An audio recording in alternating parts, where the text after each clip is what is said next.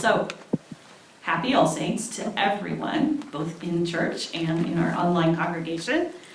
I want to welcome you on this joyous day.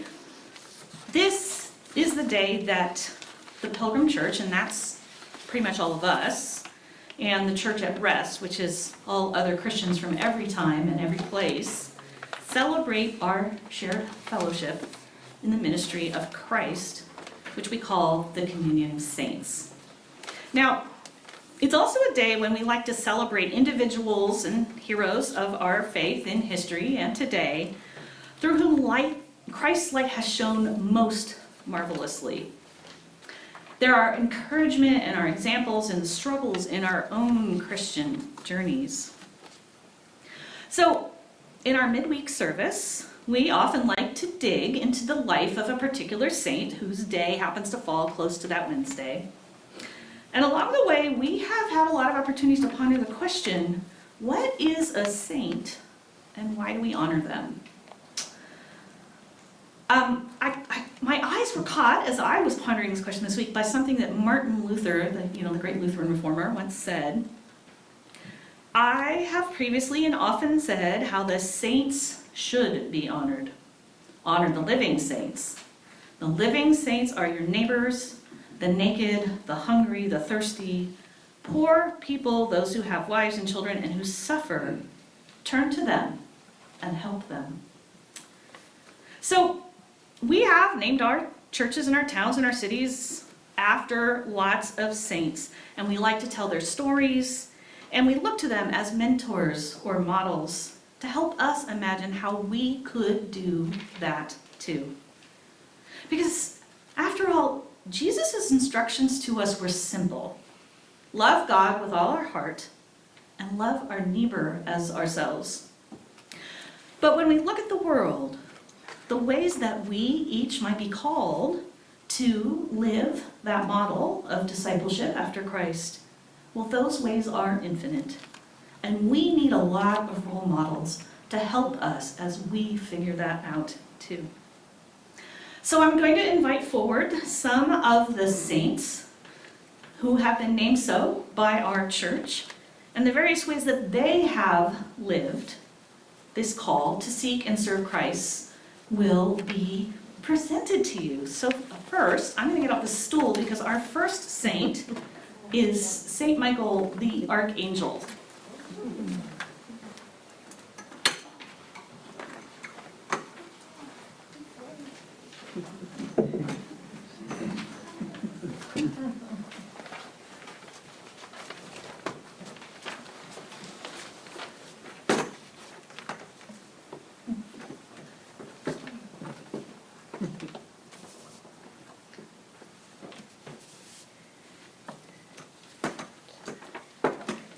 My name is Saint Michael.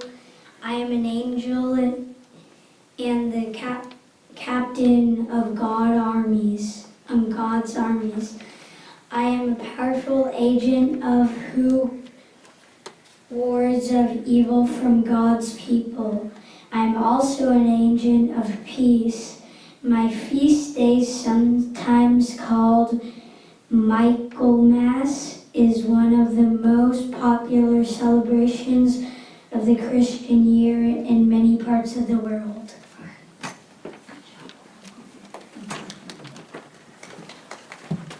Thank you, St. Michael. You want to stop and show us your costume? That is awesome. It's a ninja angel, which is awesome. Thank you. All right, I would like to invite forward our next saint.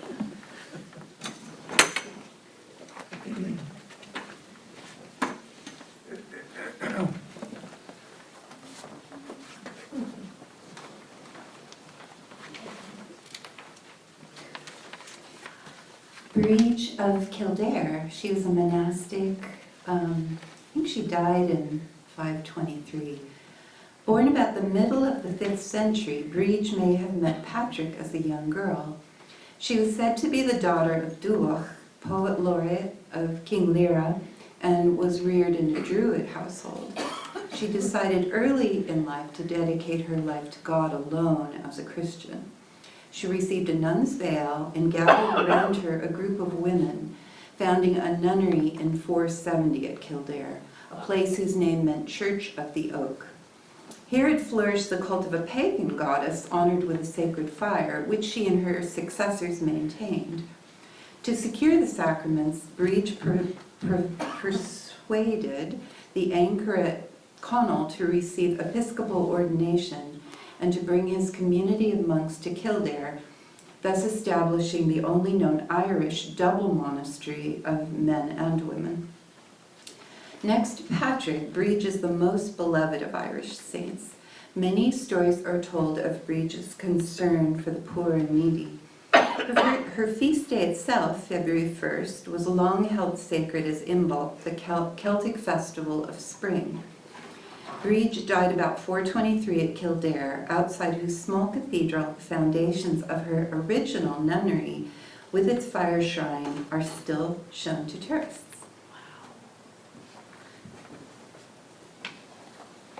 Thank you, St. Bridget. And now I invite forward Steve, who's going to talk to us about Hildegard of Bingen.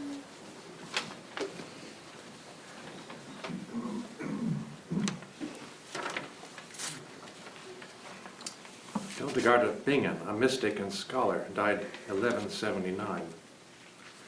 Born in 1098 in the Rhineland Valley, Hildegard was a mystic, poet, composer, dramatist, doctor, and scientist. Her parents' 10th child, she was tithed to the church and raised by the anchoress Jutta.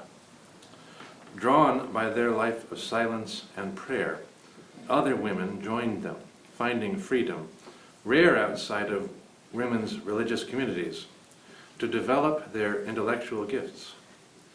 When Jutta died, Hildegard, then 38, became abbess. Later, she founded convents at Bingen and Eibingen. From childhood, Hildegard experienced dazzling spiritual visions. At 43, a voice commanded her to tell what she saw. So began an outpouring of extraordinarily original writings, illustrated by unusual and wondrous illuminations. These works abound with feminine imagery for God and God's creative activity. Hildegard quickly became famous, eagerly sought for counsel, a correspondent of kings and queens, abbots and abbesses, archbishops and popes. She carried out 4 preaching missions in Northern Europe, which was unprecedented activity for a woman. She practiced medicine, published treatises on natural science and philosophy, and wrote music described by contemporaries as chant of strange and unheard of, surpassing sweet melody. Hildegard lived in a world accustomed to male governance, yet within her convents and to a surprising extent outside them, she exercised a commanding spiritual authority based on confidence in her visions and considerable political astuteness.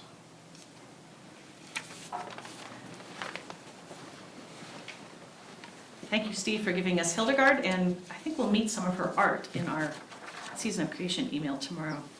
Now I invite forward Jane, who's going to present to us Anthony of Padua.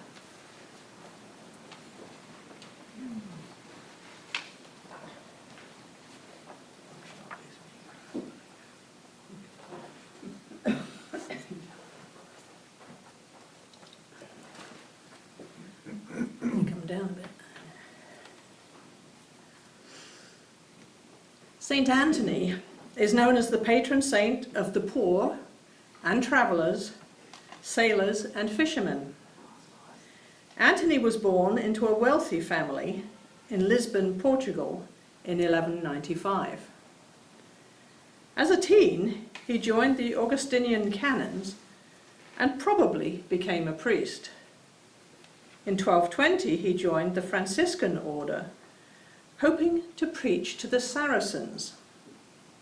On his way to Morocco, he became seriously ill and was forced to return home.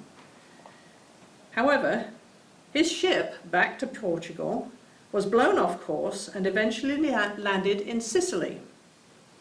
Because of his continuing poor health, he was not allowed to pursue his missionary work among the Saracens.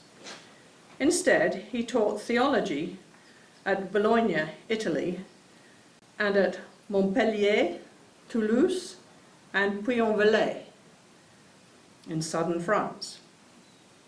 He won great admiration as a preacher and was noted for his simple yet profound teaching.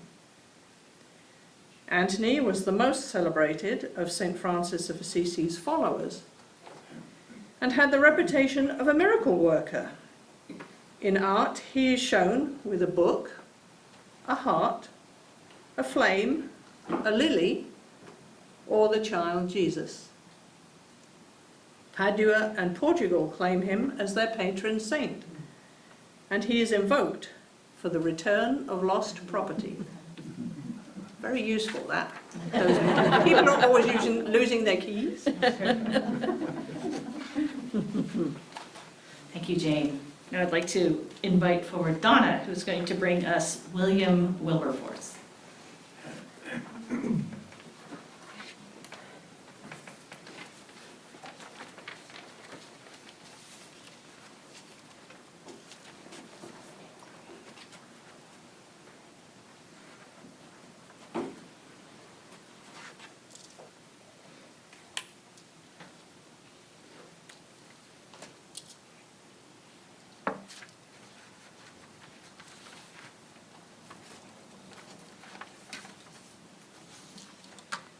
William Wilberforce was born into an affluent Yorkshire family in 1759 and received his education at Cambridge.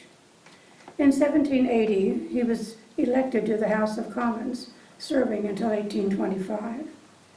Drawn to the evangelical expression of the Church from 1784, his colleagues convinced him not to abandon his political activism in favor of his newfound piety. But, as a consequence, he refused appointment to high office or in a peerage. Wilberforce passionately promoted overseas missions, popular education, and a reformation of public manners and morals. Above all, he is remembered for his persistent, uncompromising, and single-minded crusade for the abolition of slavery and the slave trade, for which he received the blessings of John Wesley.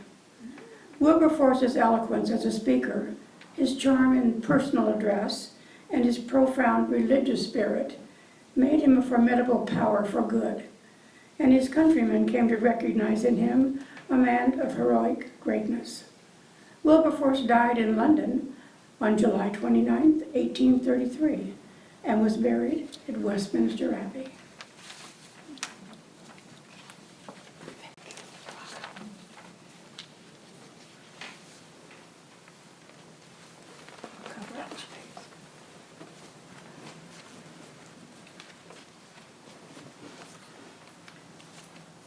Julia Chester Emery, lay leader and missionary. Julia Chester Emery was born in Dorchester, Massachusetts on September 24, 1852. She served 40 years as secretary of the Women's Auxiliary of the Board of Missions. Her faith, her courage, her spirit of adventure, and her ability to inspire others combined to make her a leader respected and valued by the whole church. She visited every diocese and missionary district within the United States, encouraging and expanding the work of the Women's Auxiliary, and in 1908, she served as delegate to the Pan-Anglican Congress in London. From there, she traveled around the world, visiting missions in remote areas of China, in Japan, Hong Kong, the Philippines, and Hawaii. Then, all the dioceses of the Pacific Coast before returning to New York. Through her leadership, a network of branches of the Women's Auxiliary was established, which shared a vision and a commitment to the church's mission. An emphasis on educational programs, a growing recognition of social issues, development of leadership among women, and the creation of the United Thank Offering are a further part of the legacy Julia left to the church when she retired in 1916.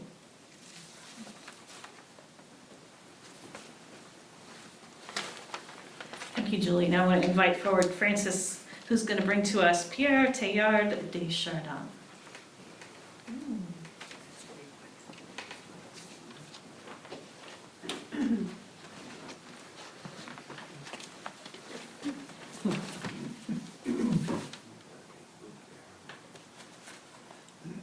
Sorry. I should have taken those off earlier. That's better. Pierre Teilhard de Chardin was a scientist and a military chaplain. He was a groundbreaking paleontologist and a Christian mystic. Of course, as a paleontologist, he must have looked at dinosaur bones. After taking a degree in literature, he went to Egypt to teach chemistry in the Jesuit college in Cairo. Don't forget chemistry, very useful after you've done literature. There he fell in love with yeast and began to synthesize his already vast knowledge of evolution, philosophy and theology. He was ordained priest in 1911 and went to China, where with other researchers he made public the famous Peking man hominid in 1926. Teilhard developed a vision of creation which held that evolution was a process by which matter inexorably arranges itself towards greater complexity. For Teilhard, this described a continuing process of human evolution that moves towards a new level of consciousness in which the universe will come to perfect unity and find itself one with God. Teilhard struggled with the Roman Catholic Church and had to defend himself against charges of heresy. After his death, many came to recognise his vision as a deeply Christian one that sought to reconcile the biblical vision of God's final triumph over sin and disunity with the undeniable discoveries of evolutionary science.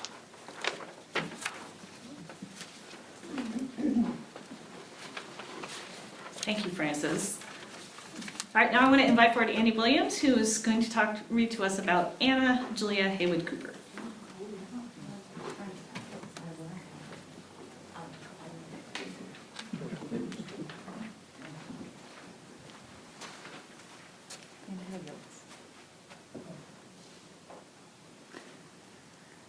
Alrighty.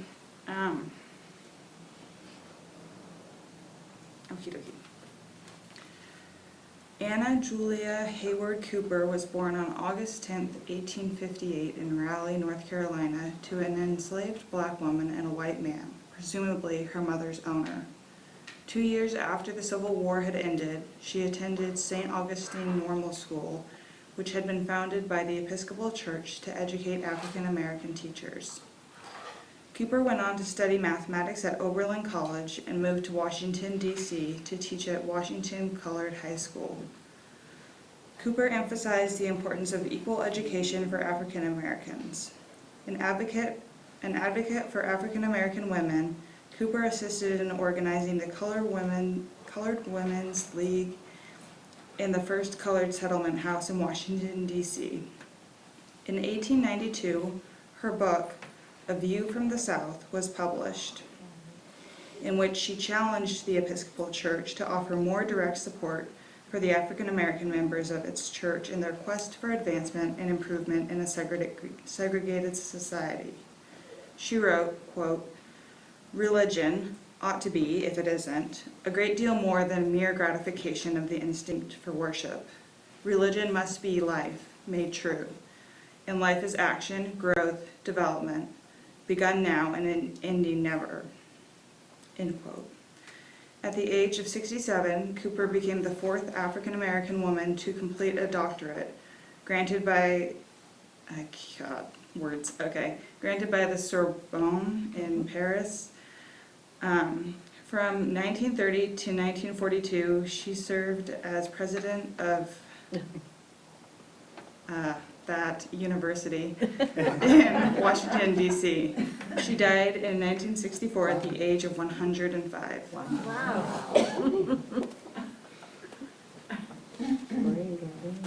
Thank you so much, Annie. Trish, would you like to come up and tell us about Florence Lee Tim Hoy?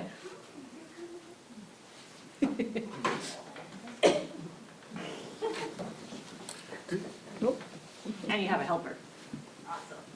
And I have an accolade. Should be. Okay, stand right here. All right.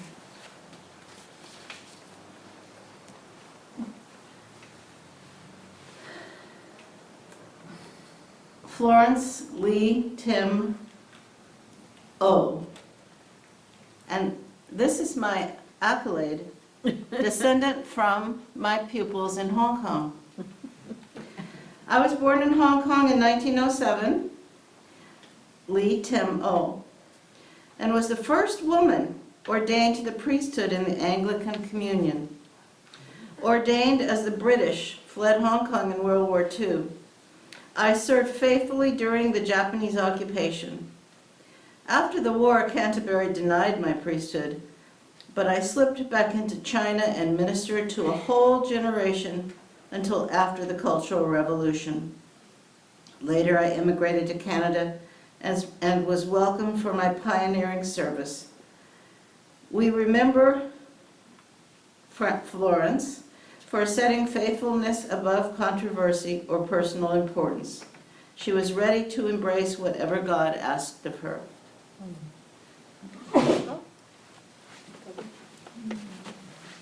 Thank you, and thank you to your awesome accolade. So, I came across this concept and I really loved it. It said that in Hebrew culture, originally, holiness meant simply having God's stamp on you. It was being marked and set apart as God's own. I feel like our reading from Revelations makes this exact same point for us. It says, "See, the home of God is among mortals. He will dwell with them as their God, and they will be his peoples. And God himself will be with them, and he will wipe every tear from their eyes." Ultimately, we're brought into the kingdom by what Jesus did for us, and not by anything that we can manage to become on our own. That means we're all God's people. We're all marked as God's own beloved children. We're all saints, fully human and fully children of God, imperfect, but all shining forth that light of Christ in whichever way we are called. I want to close as we remember those near and dear to us who have run patiently their race. They're already in that new heaven where God has wiped away all tears. And for each of us, these two are our own heroes of our faith. They were the ones who shone the light of Christ before us and taught us each day how to walk in his ways. And now I invite the memorial slideshow.